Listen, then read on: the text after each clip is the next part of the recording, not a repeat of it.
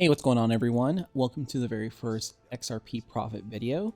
I'd like to, kind of just begin this video, my very first video, by saying that if you're, finding this video, likely you didn't find it by luck. I think you were meant to have this information. This is some very, very important information that people should have. And obviously you were inquisitive enough to click the video to find out more about it, so good for you. Sit tight. This is going to be kind of a longer video, but if you're able to follow the little bouncing ball that I present over here, you're going to see exactly how this new ecosystem right here is going to be basically transformative, for the world and the future. First, I want to mention or show you this page right here. So this is the US debt clock. And it's basically a visual representation of what our national debts look like around the world, right? And as you could see, there's a lot of red going on. There's some green going on over here in the center columns, but there's a lot more red than there is green. And that's because most of these countries over here are in huge debt, including the United States, with $28 trillion with the letter T. It's virtually an unfathomable amount of money that the United States is in debt. You can see its population, about 333 million.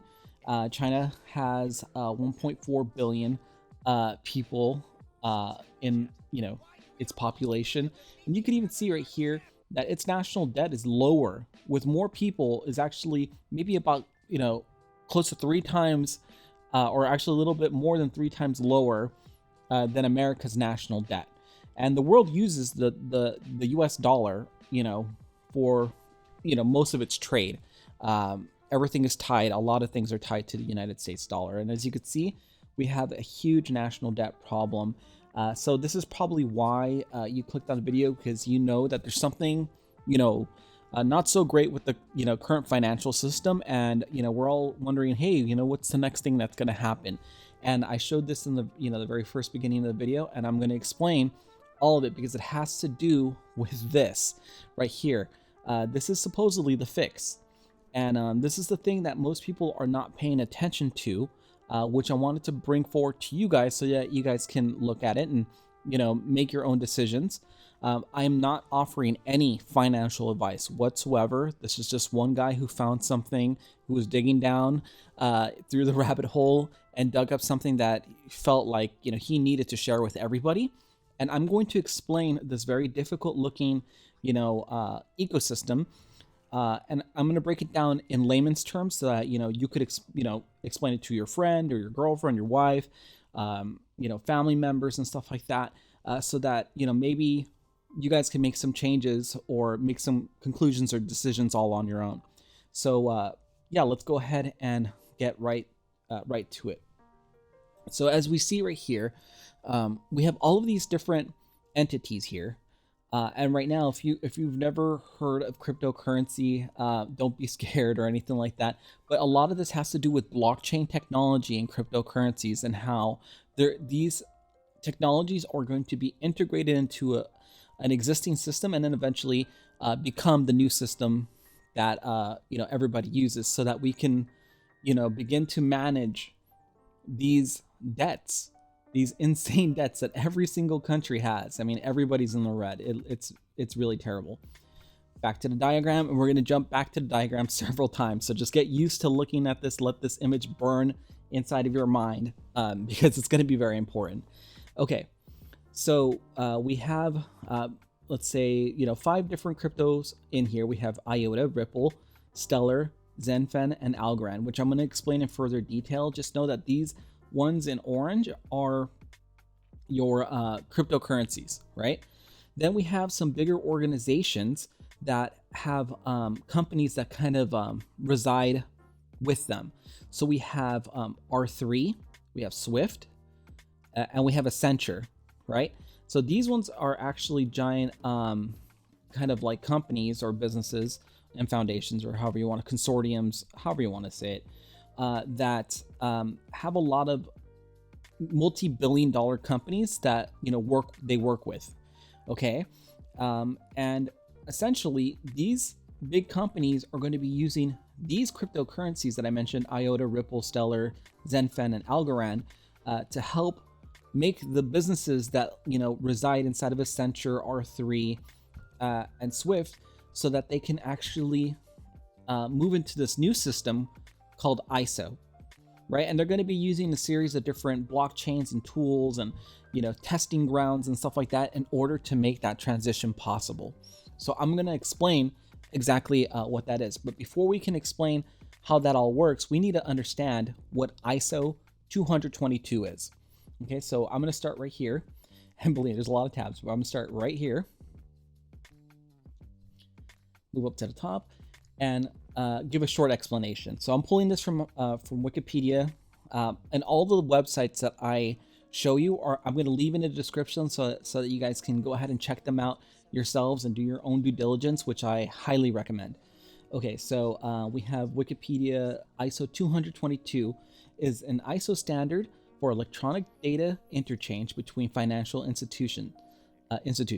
It describes a metadata repository containing descriptions of messages and business processes and maintenance process for the repository content.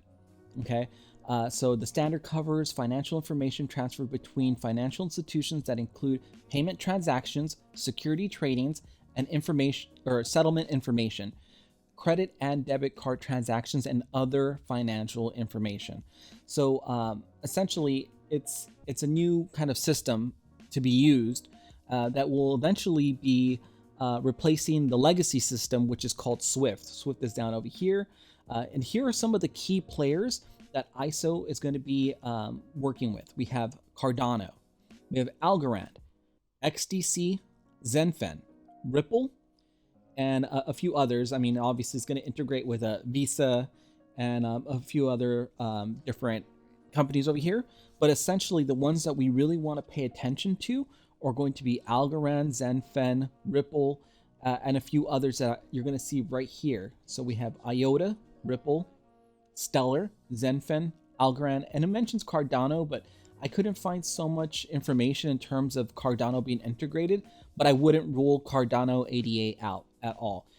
Again, Cardano ADA is a cryptocurrency that you could, buy in exchanges. I'm not recommending you buy anything. I'm just saying you could, if you wanted to, buy them on different cryptocurrency exchanges. Same with Ripple. Well, actually, Ripple is in the middle of a issue with the SEC, so you will be able to buy it later, I think. Iota you could buy, Algorand you could buy, XinFin you could buy. It's a little bit harder to buy if you wanted to do that, and Stellar you could buy, but I digress. We'll just go ahead and move forward. So as you can see, ISO 222 is a protocol that will be used for financial institutions to make payment transactions and stuff like that, right? If I scroll down a little bit lower, you're going to actually see that this plan for ISO 222 isn't something that's all of a sudden. They've been planning this out for years, and even the Federal Reserve has created documents stating like how they want the rollout to take place and all that sort of stuff. So I downloaded the PDF that you can see right here. It's a genuine document from the Federal Reserve, dated January 26, 2015. And then something that I just find interesting is that the use of the term task force is you're going to see that the use of the word task force is going to be used a lot of different areas, and for all of these different groups, they have a task force. So just be aware that there's a task force for these initiatives. So it says right here, strategy 1: engage or actively engage with stakeholders on initiatives designed to improve the U.S. payment system. Establish and enhance mechanisms for payment stakeholders to provide strategic input to and support for the strategy set forth in this paper and their evolution over time, including the establishment of a faster payments task force and payment security task force. Okay, very interesting. This is a great doc for you guys to take a look at. I think, it says right here, it's 58 pages.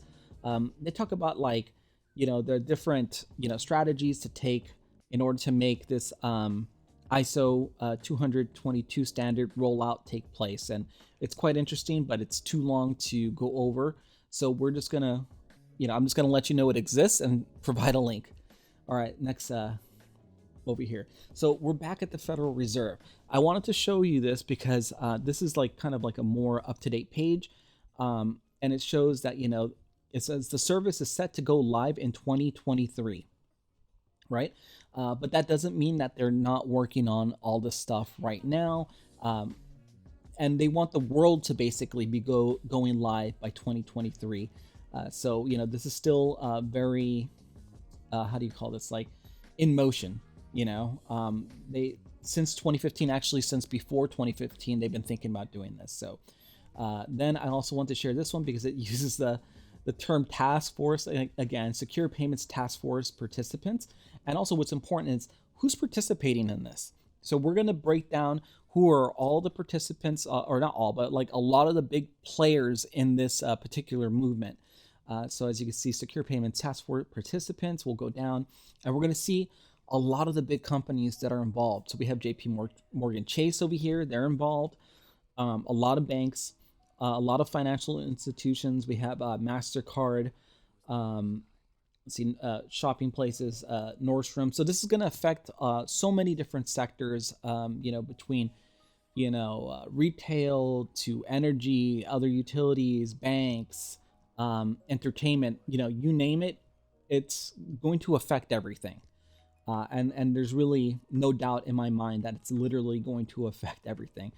We have Spectrum, so that, you know, your cable or your television, Square, which is a payment service, Swift. You're going to notice that a lot of these different websites, no matter what website I show you, when I go over to the partner section, you're going to notice a lot of the same names popping up over and over and over again. I mean, these guys are unified, and they definitely have a plan. They're working together to make this thing, you know, happen.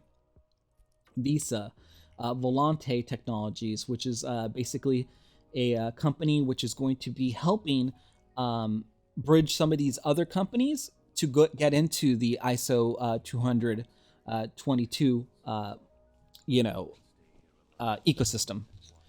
Okay, Wells Fargo. So I mean, just think of a bunch of different banks. They're all part of it, you know. Definitely. And actually, this was page 2. If I go over to page 1, you're going to see a lot of other financial institutions and big corporations and stuff like that. See some interesting ones over here at the top. We have, let's see, BNY Mellon. So keep that one in your mind. We have Target. We all know and use Target, I think.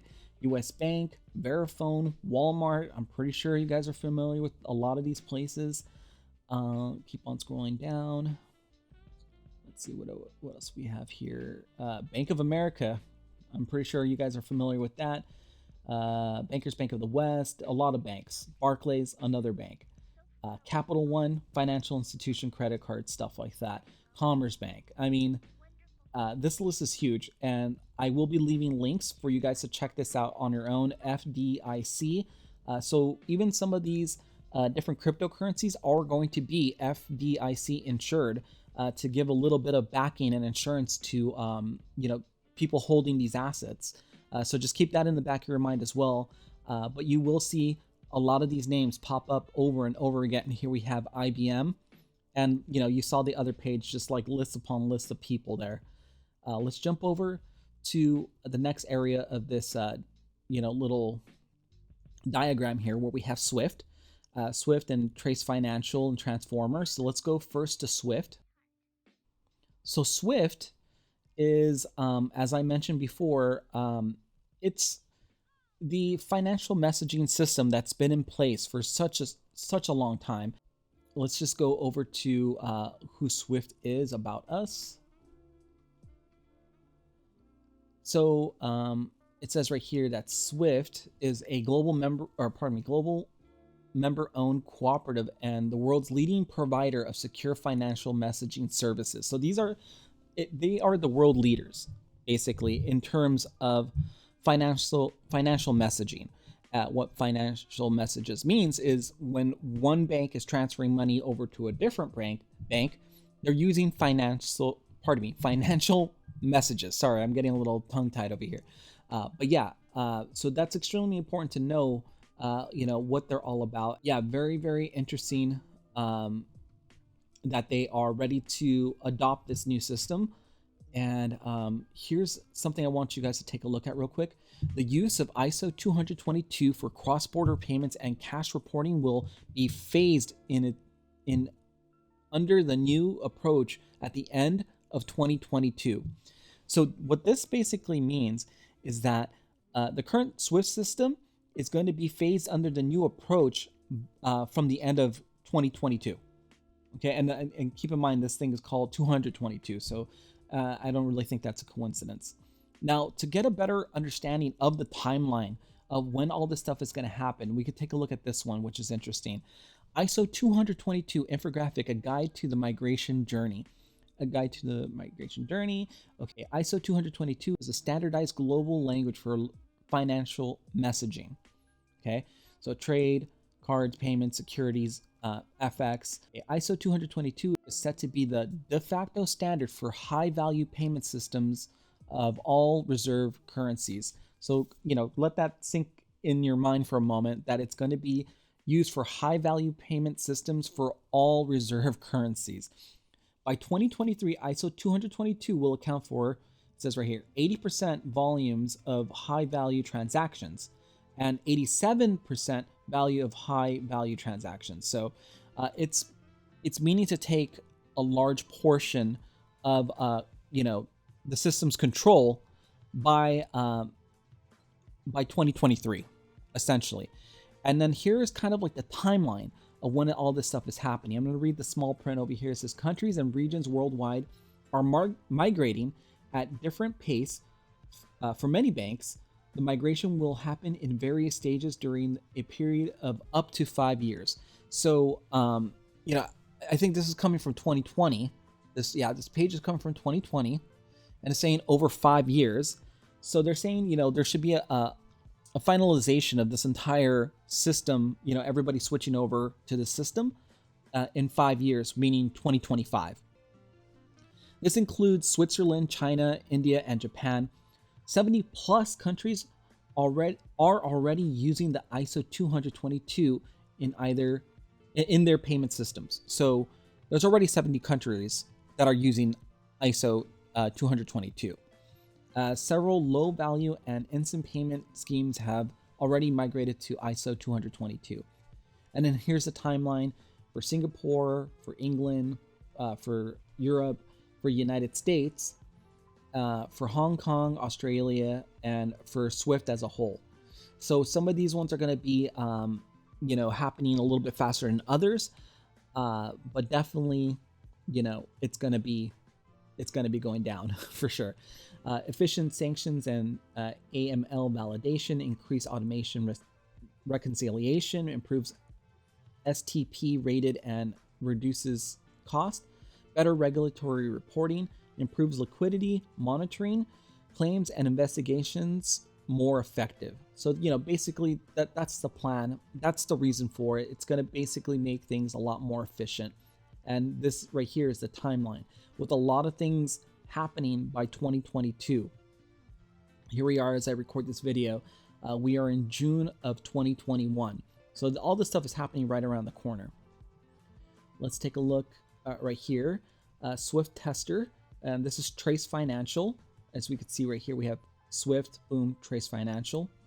Jump over here to Trace Financial. Essentially what Trace Financial is, it's a testing ground, essentially, for some of these legacy systems that are previously, or currently using the ISO 7775 and the ISO 15022 system, so that they can test their messaging to the new ISO 222 system. So this is kind of like a sandbox for different institutions, banks, or companies that might be using ISO 222. They're going to use this as a sandbox to test things out, to make sure that when they do the rollout and they actually connect to the network and everything like that, everything is fine. And that's what Trace Financial is all about. I'm not going to go on too far with this one, just so you know that everything is being tested before getting into ISO. Next, and this is a really big one that we have right here. We have the INAPA, I think that's how you would say that. It's basically an acronym for a bigger organization, but INAPA founding members. And so these INAPA founding members are all like different companies and blockchains that will be connected to ISO in different ways. So you'll see that all of these things like guard time will go down into Hyperledger Fabric, which was created by IBM, and a little bit of Stellar involvement in this as well through IBM and a stablecoin, which I'll get into a little bit later. Stellar has the digital asset XLM. So we'll first kind of venture off into who INAPA is. So here we are. We're on their website right here, International Association for Trusted Blockchain Applications. So that's what the company's name is. INAPA facilitates positive change in blockchain ecosystem. We are dedicated to supporting and promoting our members as part of our work to bridge public and private entities and promote global blockchain adoption across diverse fields such as law, finance, and education. Okay, great. So, they have all of these different group members, and I'm going to get a little bit more into detail. Oh, look at that, VeChain's there. Group members here. And before I do that, I will talk about what are some of the industries and working groups that they have. So sectors that they're working in. We have education, identity, real estate, energy, interoperability, social impact, finance, mobility, supply chain, governance, privacy, climate action, healthcare, and the public sector. So, and look, here comes that word again, task force. So they have a task force. So don't worry, guys, they have a task force. Let's take a look at some of their members.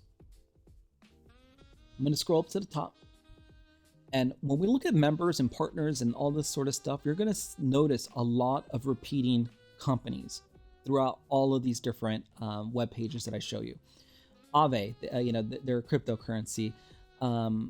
Accenture, this is a huge one. You'll actually see Accenture right here. Boom. And there's a lot going on with Accenture, which I'm definitely going to cover right now. We have Algorand. Again, Algorand, boom, down there. Let's jump back. Where in the world am I? Okay, right here. Great. A few more great companies in here. I'm sure they're great. I have really no clue. They have to be. If they're part of this page, they're great. Okay, we have Cardano. Okay, another cryptocurrency. Keep scrolling down. Keep scrolling down. We'll see guard time. Very interesting. So let's go ahead and go to Guard Time's website. And it says, founded with a mission to make the world's information universally reliable. And so what they're really doing is making sure that, they have supply chain management tools and, just different tools for managing medical supply and stuff like that. So let's take a look at the next page over here. And we have Vaccine Guard. Isn't that kind of coincidental? Isn't that great that they have this technology right at this current time? So Vaccine Guard, end-to-end visibility for the pharmaceutical value chain. Vaccine Guard is a distributed data exchange platform for vaccination campaign management that enables counterfeit and diversion detection, vaccine allocation prioritization, just-in-time stock and supply, pinpoint recall, and rapid adverse reaction detection. So it's going to be like this great tool used during this current time, just in time for this over here, real-time detection of counterfeit and diverted vaccines, manages vaccination campaigns and patents or patients, onboarding dose, timing, etc., etc. So you could see how exactly this is going to be used, but here it is, and it's part of this little society here. And a lot of these members are going to be putting all their tools and energy and companies pushing it into Hyperledger, into ISO 20022. Let's jump over here. Actually, here we go. So we had Vaccine Guard. Okay, that's what we were just taking a look at. And then of course, some of the other products that they have, protection from counterfeits, channel integrity. They had some other stuff in terms of automation and supply chain management, stuff like that. So definitely want to show this page. So yeah, transforming supply chains with intelligent blockchain solutions. Just interesting tools, for this particular time. Next, we have on this little diagram here, SAP. Again, it's one of these kind of bigger companies that have a lot of different, companies that work with inside of it, right? So they're basic. Here are the different industries that it supports. It supports everything from energy, natural resources, service industries, consumer industries, everything from retail, fashion, media, engineering, construction, sports, entertainment, telecommunications, all this. And then I was like, let's just click under oil, gas, and energy and see who we find here. If I scroll down, boom, Chevron. So they're working with some of the largest companies in the world, and helping them jump on to this whole ISO 20022 system. And yeah, I just wanted to share this website for you guys to take a look at that. Next, we have TM Forum, and essentially TM Forum is going to be helping with a few different things with smart cities and also artificial intelligence, and they're going to do this using blockchain. So just so you know, like blockchain has a lot of really great use cases, from being able to track supply chains for financial reasons as financial tools and stuff like that. And also when you have all of this data going into the blockchain, if you're able to aggregate that data, analyze that data, you're going to be able to do a whole bunch of different things like AI data and insights, stuff like that. Through these insights and all the data, you can start moving into autonomous operations and learn how to create more and more efficiencies and stuff like that. So that's what this TM Forum is all about. It's about getting some of this data and learning how to make better systems based off of all the data that it collects. And one of those things are smart cities, which is why I had the page open over here. So essentially, smart cities seems like something that's going to be way off in the distance in the future, but it's taking its baby steps now. And the way that it's doing it, it's using blockchain technology in order to do that, and using a series of sensors on everything in order to, take record of stuff and put it into the blockchain. So, anything from badge readers before you enter a building to maybe even your car having some type of sensors, and, you jumping into your car and going to a toll booth, and then, it automatically pays because it recognizes that you have money in that account through your car to pay the toll booth, and you never, even stick your hand out the window to pay a fee. It just knows when you're on that toll road. So just crazy stuff like that. That's what smart cities are going to be about. That plus a whole lot more, because it's actually integrating something called the Internet of Things, where a lot of the devices and things that we have are going to be speaking with each other.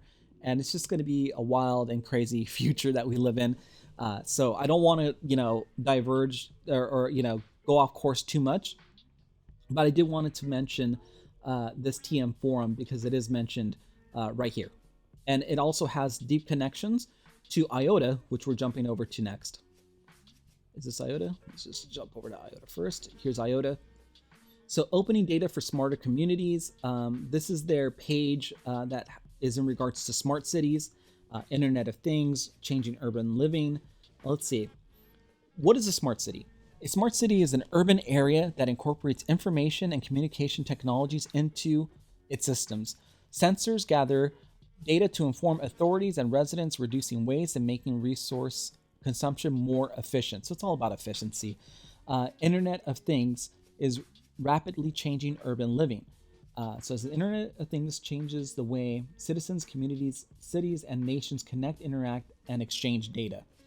From data privacy and ownership to peer-to-peer energy and integrated transportation, from predictive maintenance and additive manufacturing to e-health and e-governance. It's like I'm speaking a completely different language at this point. But yeah, essentially, that's what Iota is here for, helping to create solutions and helping to build smart cities through Internet of Thing technology. We can jump over to the actual homepage. It does a lot more than just that. Again, it's a cryptocurrency that if you were so inclined, if you wanted to, you can buy some of this. I think at its current price, it's under $1.50. So for something as interesting as this, I mean, that's, you know, I have some. I own some. I'm not making any, you know, I'm not saying for you to go get anything. But I'm just saying, like, this is what I have. Not financial advice. All right. Let's see what we have here. Scrolling down. So we, you know, for mobility, for social impacts, smart cities, global trade. Now, here's a funny one right here. Digital identity. That's interesting, right? So let's jump over to digital identity real fast. I actually haven't taken a look at this page, but, you know, just digital identity, right? Providing trust between individuals, organizations, and things. So it's kind of like on that Internet of Things, back on that level again. Holders are the owners of digital identities. They have ultimate control over their data and choose how much and with whom they share that data with. So it seems like they will allow you to have a type of digital wallet, and you can share as much of that information as you need to, probably on a need-to basis. You know, like whoever like if you're at the bar and they need to see your ID, but you don't want to show them your address and you know, what your exact age is, it could just verify that you're over 21 or something like that. So just interesting and wild stuff like that. That's what all this is going to be. So yeah, look right here. That's exactly what I said. So address validation, customers can prove where they live for shipping and billing addresses. That's pretty cool, I guess. Age verification, customers can prove they're 18 for online purchases. Authority login, customers can prove who they are and gain access to their account without passwords. Okay, so throw your passwords out the window. We don't need them anymore. We have Iota. Cool. All right, we'll jump over to the next stage over here, which is Hyperledger. So we're kind of bouncing around a little bit, right? But here we are at Iota, and we're just gonna run over to what was that again? To Hyperledger. So that's this kind of section right here. This is where all the information is going to. So it's all coming from different areas and being pushed into Hyperledger, which will then be pushed into ISO as part of this ecosystem. So let's learn what Hyperledger is.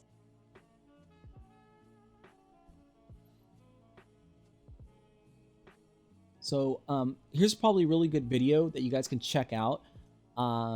It kind of explains how it's used. So let's just read what this says. Hyperledger Fabric is intended as a foundation for developing applications or solutions with a modular architecture. Hyperledger Fabric allows components such as ConsenSys and membership services to be plug and play. Its modular and versatile design satisfies a broad range of industry use cases. It offers a unique approach to consensus that enables performance at scale while preserving privacy. So it's helping things remain siloed, but within inside of the system, so that it's all private, which is pretty interesting. Here are some of the companies with case studies. Walmart. Interesting, right? So that's the second time we've seen Walmart in the mix. Okay, so next we have R3. Now, R3 is huge. It's really huge. Its partner list is probably one of the biggest, if not the biggest partner list. I mean, I would say aside from Accenture, maybe. Let's take a look at that. R3 ecosystem, world's largest blockchain ecosystem. The network effect. Blockchain benefits are best realized with a network effect where industry participants come together. R3 leads the largest blockchain application and project ecosystem in the world, comprised of hundreds of firms building applications on Corda, known as Cordapps, as well as institutions collectively exploring blockchain and embracing this technology to solve real-world problems. Very cool. So there a lot of different companies are actually attached to R3, and I'm going to show you how large this is right here. Here's a slide share that I found, but definitely very interesting. Here are a list of Corda/R3. So, you know, Corda, R3. Partners. We have Accenture, which we've been seeing a bunch of times already. We have Intel, we have Microsoft, we have Amazon Web Services. These are probably some of the big ones. We also have Guard Time. We just took a look at them. And I'm sure a lot of these businesses are really big. I mean, obviously we all know LG. So we probably have LG products inside of our house right now. And even the ones we don't know, they're probably connected to our lives in some ways. We just, I don't personally know how, but if they're on this list, they probably are.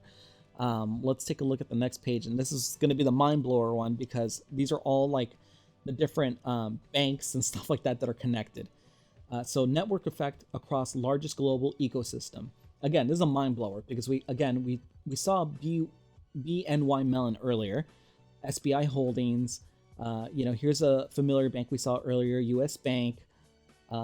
Taking a look at Citibank, we all know about Bank of America. I mean, Standard Charter. These banks are among the biggest banks and financial institutions in the world. So R3 is a major player. Deutsche Bank, it's just a major player. Worry Bank, Korean banks, they're all banks from all around the world, global ecosystem of banks, basically. Now, I'm going to jump out of this one. I want to show you this next page because it's also pretty cool. It says, meet the 25 banks working with distributed ledger startup R3. Scroll up to the top. Okay. So these are all the banks working with distributed ledger startup R3. Bank of America, Bank of New York Mellon. We saw some of these earlier. Mitsubishi Financial Group, Citibank, Commerce Bank, Deutsche Bank, HSBC, Morgan Stanley. I mean, this list is huge. We have some of the world's biggest banks here. Barclays. I mean, Goldman Sachs. These are not small banks. JP Morgan. So when you think of R3 right here in the mix, they have a lot of clients and customers that they're helping to push into ISO. I guess it's a R3 Corda. It's connected. All right, let's move on. Next, we'll talk about ConsenSys. Where is that? Over here. Here. And ConsenSys has a huge connection to IBM and Hyperledger. They kind of merged or got bought or something like this. So it says why ConsenSys bought JP Morgan's Quorum. Let's jump over here. We'll just jump over to the why.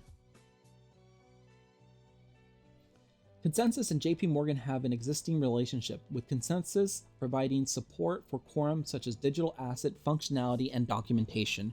One application on Quorum is JP Morgan's Interbank Information Network, a peer-to-peer cross-border payments nexus of over 400 financial institutions. A sort of Swift alternative that uses the native token called JPM coin to facilitate transactions. The bank will continue to operate these applications for its customers, although ConsenSys is buying its Quorum development team. So that's Quorum. Here's the JPM coin, and that kind of takes care of this. ConsenSys, Quorum, JPM, and it's going to fork into XinFin, TradeFinX, XDC. XinFin's going to go into ISO. That's how it's going to work. A little bit more about ConsenSys. I just want to show you some of the products that ConsenSys has. MetaMask, which is it just says right here, MetaMask is the world's most popular non-custodial digital wallet and Web3 gateway. 2.5 million users trust MetaMask to buy and store, send, and swap tokens. MetaMask equips you with a key, vault, secure login, token wallet, everything you need to manage digital assets. This is also an interesting one too. API access to Web3, and for his development suite provides instant scalable API access to the Ethereum 2.0 IPFS and Filecoin networks. So our world-class infrastructure allows developers to reliably scale decentralized applications to meet user demand. And then here's Quorum, blockchain for business. an open source protocol layer that serves as a foundation for businesses to build world-class Ethereum-based applications. Enterprise developers can test permission networks or peer environments, enjoy enhanced transaction speeds, smart contracts, privacy, and dynamic deployment. So it has a bunch of different products or tools, you want to call them, whatever. But that's ConsenSys. I also wanted to mention that. Next, we have what all that is actually feeding into. So if we go back over here, we have Quorum, and that's going boom into XinFin. So let's talk XinFin. So here we go. We have XinFin, enterprise-ready hybrid blockchain for global trade and finance, combining the power of public and private blockchains with interoperable smart contracts. This is a decentralized, hybrid, interoperable, and liquid network. Exchange Infinite XinFin is a dedicated proof-of-stake consensus network enabling hybrid relay bridges, instant block finality, and interoperability, with ISO 222 messaging standards, making XinFin's hybrid architecture developer-friendly. Now, this is also what's pretty interesting about XinFin is its transaction speeds, its fees, and energy, consumption or usage compared to some of the first and second generation tools that are out there. Also, its abilities, because it has added functionalities like smart contracts. So we have Bitcoin at 3 transactions per second. That's a TPS, 3 to 6, average fee of $15, transaction confirmations in 10 to 60 minutes, which is a lot faster than, when you're sending, let's say millions of dollars from one account to the other. There's a lot of time that the Swift system used to take, and Bitcoin makes it a lot faster. But in this new world where we have debt like this and we need liquidity and stuff like that, that's still, in my opinion, not fast enough. Let's jump back. Where are we with XinFin? Here. Okay. So I'm not gonna knock Bitcoin or anything like that. Well, not in this video at least. It has flaws. It's okay. I like some other cryptocurrencies better, personally. Right? Okay. Average fee, $15. Transaction confirmation, 10 to 60 minutes, as we discussed. No smart contracts, and then it takes a lot of energy, as you can see. Something I'll mention is, like, with Bitcoin, it wouldn't be able to be used in this ecosystem, which is why it's not here, because of how slow it is in comparison to the other items that I'm showing you right here, like especially XDC. Let's jump over to XDC. Where is XDC? I had it a moment ago. Here we are, to XDC. So, with 2,000 plus transaction, transactions per second, that's a lot faster than 3 or 6. With the average fee of costing, what is that? A thousandth of a penny, something like that. I don't know, 10,000th of a penny. I think that might be. That's super low, obviously. And with transaction times being as fast as your normal credit card or debit card or even cash, that's pretty fast. It has the ability to support smart contracts, and it takes virtually no energy, right? Imagine using something like this at the supermarket. It'd be, pretty relative to the way it feels like today, right? Imagine using Bitcoin to buy a candy bar for $2 and then being charged $15 as a fee, and then waiting in line to, for that transaction to settle for 10 to, God forbid, 60 minutes, right? And then amount of energy that it would have taken for that transaction to take place. That's basically my beef with Bitcoin. I mean, as maybe a store value, that's a different story. If you're gonna have it and it's just gonna, be in a wallet, and you just want it to grow value over time, it's a speculative value. So it could go up or down or whatever. Elon could tweet something and then it's at 50 cents. Who knows? Or it could be Elon tweets something positive and it's at 50,000. That's Bitcoin, and that's just my thoughts on that. I'll just leave it at that. Let's move over to other areas of XinFin that I think are interesting and you guys should know about. So as we saw on the other page, it's a hybrid blockchain. I'm not really going to get into that because we already kind of covered that. It has these other features that are interesting. TradeFinX, which is XinFin's global marketplace platform for peer-to-peer trade and financing, which enables buyers and sellers and financiers to find more efficient ways to trade together. So that's great. Anyone holding XCC tokens can become a financier on the TradeFinX platform. So if you're holding, that's a good thing. Not financial advice. Let's see, we have e-wallet. So XinFin's e-wallet enables real-time global payments. That could be very useful. XDC/XDCE tokens. XinFin's digital contract is the native token that powers the XinFin network and enables real-time trade and financing. Total supply was set at 37.5 billion on June 1st, 2019. That's when the new mainnet started. Validator masternodes below are minting new tokens to the tune of 83 million per year. Another 25 million will come out of the pre-mined pool, 37.5 billion. However, 20% of the XCC processing fees will be burned. So burning's a good thing if you like deflationary models such as Caber's KNY token, at least as it reads here. So that's kind of a positive thing, although it is all pre-mined and they're going to be adding more. They will be burning some of those fees, the ones that come in, the amount of tokens that come as fees, they'll be burning those, so it's somewhat deflationary. It also has smart contracts and some other stuff over here. So definitely wanted to mention that XinFin, because it's part of this Swift and ISO network, and its cost is relatively low as of the filming of this video. I believe it's under 6 cents. That's nothing. We're literally talking pennies here. So just something to think about.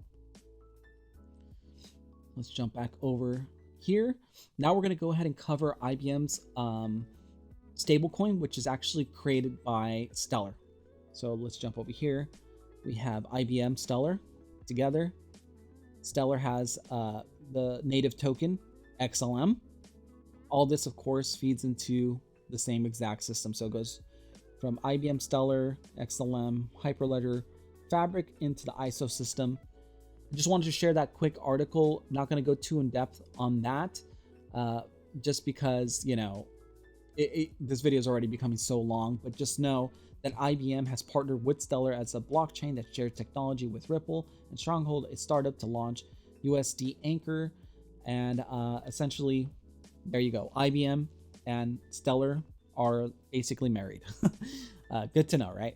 Okay, so next, now what we have here is we have Algorand. No, I'm sorry. We have Accenture. Pardon me. We'll get to Algorand later. We have Accenture. So we're looking at Accenture again. Boom, into the Hyperledger Fabric, straight into ISO.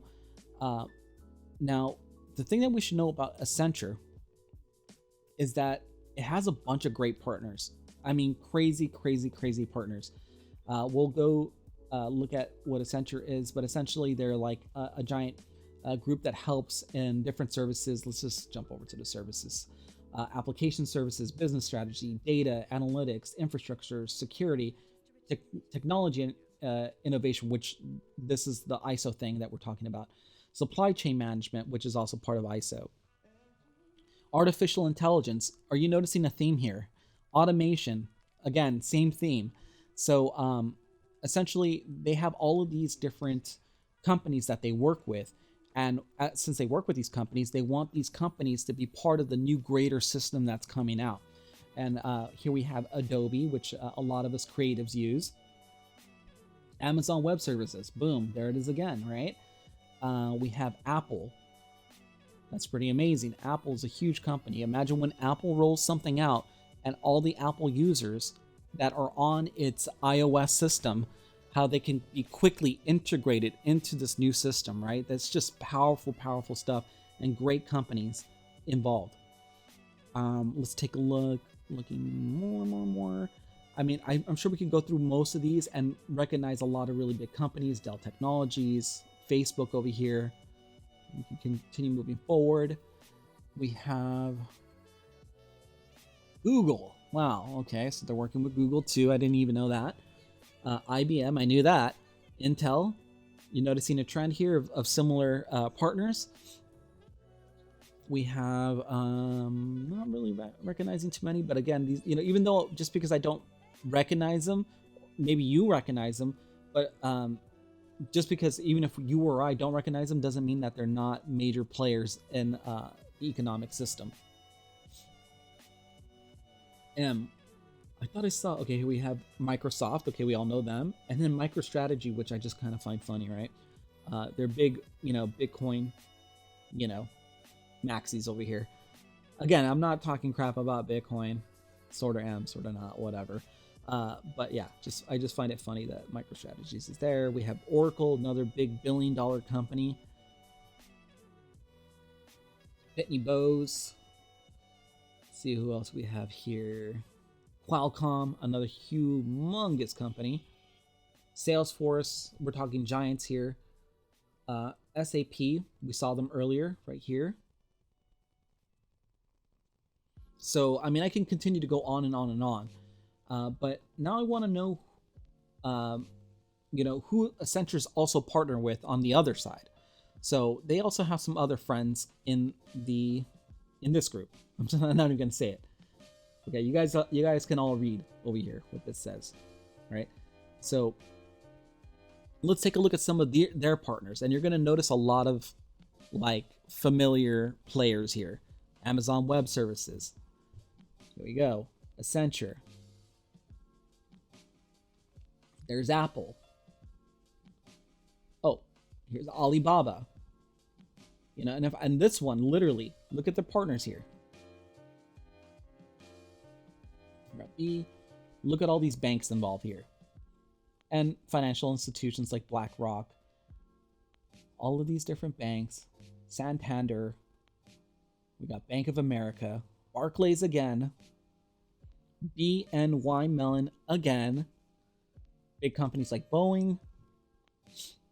I mean, I could literally click on any of these. You're going to notice, you're going to see some really big names here. Really, really big names.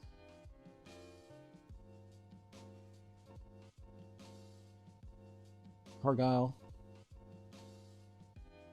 Keep on going. Cloudflare was up there. If you guys know Cloudflare. Circle. Interesting. Here's Circle. Here's Citibank. I could literally go down this list. And you guys are probably going to be bored to death of me just mentioning, shouting out all these names, like, you know, I don't know. Just shouting out all these brands and stuff like that and companies.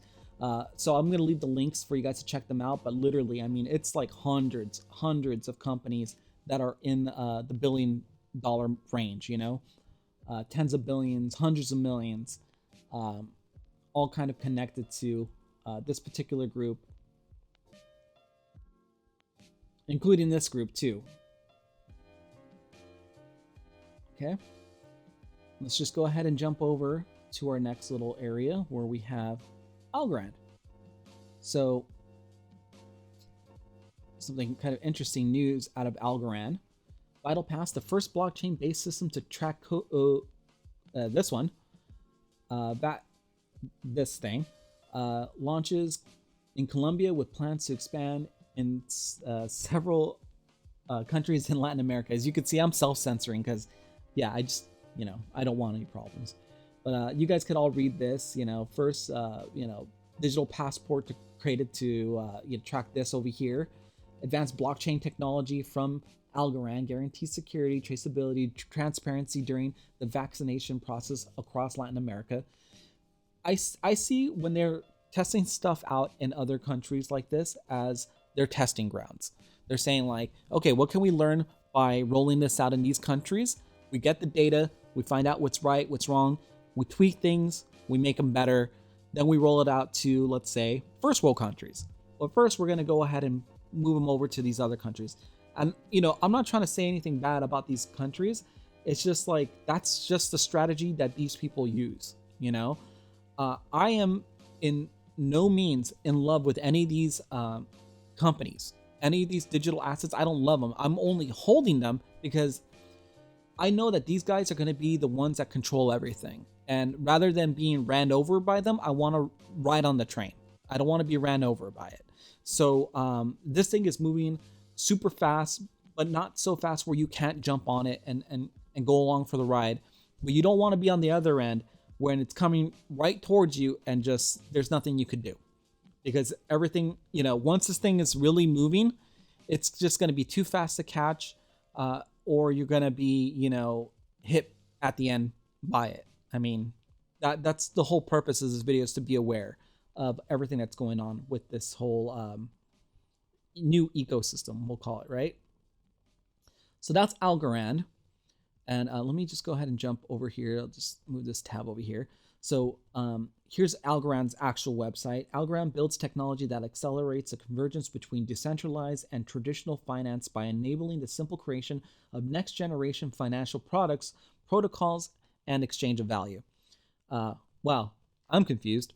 No, I'm joking, but seriously, like it's very heady and technical stuff at first, but then you start to understand the lingo, and you'll get it over time.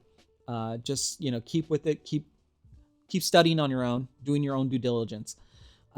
Create and deploy tokens, NFTs, stablecoin securities, and currencies. Simple and cost-effective payment infrastructure. Create new financial tools, protocols, and services. So basically, they're calling it FutureFi, interoperability, private and public models, layer 2 smart contracts, just amazing stuff. Now, this guy right here, Silvio Micali, this guy is like certified genius. This guy's smart. He solved some really crazy issue. I think it's called the trilemma, blockchain trilemma. Yeah, he won something called the Alan Turing Award. It was kind of like a joint win with another person. But basically, the Alan Turing Award is like one for like cryptography and mathematics. This guy was a previous to starting Algorand, he was a professor at MIT, the same MIT that created the internet. So, this guy's no slouch. He's keeping busy. And I seen an interview where he was with Lex Friedman. Lex Friedman has a podcast. Silvio Micali was on it. I would highly recommend you guys check that one out. He seems like a pretty cool guy, like very smart and stuff like that. And I'm not going to try to ass kiss this guy or anything like that, but he's a unique human being. I will say that. You got to check out the Lex Friedman podcast. You'll learn a lot more from that, just with that interview. If you're interested in Algorand specifically. Ecosystem of applications. This is just an immense amount of just different applications. Algorand wallet, user-friendly wallet for anyone. Pardon me, user-friendly way for anyone to interact with the public network. Has an ecosystem foundation. I mean, he wants to create a wallet for our money and our identities to be on it as well too. So, really, really huge plans in place there. That's Algorand. Algorand, Circle USD. Let's go to Circle. At the top, payments and treasury infrastructure for the internet. We help internet businesses accept payments and send payouts globally in one unified platform. Move digital money leveraging traditional payments rails or do business in a more global, scalable, and efficient way through blockchain infrastructure. Circle seamlessly connects these worlds. So USDC, dollars for internet payments and commerce. Scaling solutions for NFTs. Let's see right here. Payments, the next generation payments processing solution. Payouts, programmatic, programmatic fast and global payouts. Digital dollar accounts, accessible, reliable digital dollar accounts infrastructure. And it's partnered with Visa. So, yeah, definitely. And they have APIs for developers and stuff like that. So other businesses outside of Visa, let's say your MasterCard, let's say you're some other, business that wants to be connected to Circle, they have an API for that. And this is that sandbox access for you to kind of learn and test things out and get it right before launching. A little bit like this one was with Swift Tester, right? All right, let's actually jump over to CNET, because actually I'm noticing something kind of interesting that just recently developed. And keep in mind, Apple's is partners with Accenture and R3 and all this sort of, and the World Economic Forum and everything like that. What U.S. states will support Apple digital wallet identity cards? So if you guys are not familiar, recently Apple had an event to like a keynote to talk about their most recent, their iOS operating system capabilities, some of their latest features within the update. And one of them is a digital ID and wallet. So it looks like, some of this rollout is happening faster than we think. So this is a driver's license of this person. Essentially what you do is you get your driver's license, you scan it into the Apple wallet, so it's on your phone. Then you go places, wherever they ask for your ID, boom, it's on your wallet, and it will be accepted in certain states. We have Louisiana, Oklahoma, Delaware, and other countries that are going to get it later: Utah, Arizona, Iowa, Florida, coming soon. It says right here, launching soon. Early adopter in theory, currently waiting legislation. This one's going to go for sure. Wyoming is very blockchain and crypto friendly. Idaho, California, not quite ready. Almost ready in New York. Look at this, what it says. The home of the first, Passport, is, and one of the biggest users of Apple Wallet for subway transit. It's not yet ready for the digital driver's license. All this stuff is going down. It's going down. All right. So yeah, just get that out of your mind. If you think it's not going to happen, it's happening. All right. I'll save the CoinGecko later. We'll go over to Ripple, which is the last one that we haven't covered yet. So again, if you made it this far, congratulations. I think you understand how this network kind of works. If you don't, leave me a comment. I'll do my best to answer, when I have some free time. I don't plan on releasing a whole bunch of videos. I'm not going to be one of these kinds of guys that are coming out with the daily videos. I'm only going to come out when I do some deep research and I know it's high value, and that, this is the type of content that you want to share with your friends and family, and just rewatch again to make sure that you get clear, because I wish there were something like that out there for me. Anyhow, so here we are at Ripple. As we can see, efficiently move money to all corners of the world. Discover why hundreds of financial institutions choose RippleNet to provide a better payments experience and enable greater economic opportunity for everyone everywhere. These are some of the partners it has. Again, Standard Chartered, I mentioned them earlier, SBI, American Express, Bank of America. I don't know if you caught that. Let's just go to the customers real fast. We'll jump back to the main. But here we are, Bank of America, SBI. The usual suspects are here. American Express. It's just wild and crazy. What the heck? Why do they have to do that? Let's reload it so we can take a look at it again. Tranglo, Santander Bank, just a bunch of partners, a lot of banks, involved. And look how clean and sleek their website. Yes, they might be going through a little bit of an issue with the SEC over regulatory clarity, but I think they're gonna win. Things are looking in their favor. So, I think the lawsuit couldn't be a better thing for them, because it's gonna give them the clarity that they need, so that all of these other partners inside of their program here, some of their customers and stuff like that, can really get cracking, and that they can start earning more of the customers that they need to really launch things into the stratosphere. Here's some of the kind of key insights of what Ripple does. It's a decentralized infrastructure, 3-second to send a payment, modernized messaging, 100% transparency, and liquidity solutions, 0 in pre-funding. So it's going to be a major mover in this whole ecosystem. and a huge tool inside of this, you know, a huge gear. Let me just say that, a huge gear in this system, and that's Ripple, Interledger Protocol, XRP, directly. So this one's going directly, whereas a lot of them have like kind of like these intermediaries, you know, Quorum, XinFin, Boom. It's Ripple Interledger Protocol. That's its own system into Corda ISO 222. Something to think about. Okay. Here again, you know, I like mentioning the partners. Let's take another look at them. SBI, Banco Rendimiento. I do not know how to say that. Pretty sure it's Spanish. Okay. Again, yeah, so here's that US debt clock. If you have any doubts that we're in need of a new system, this is pretty much it. This should let you know at some point we need to fix things. And this right here is their solution.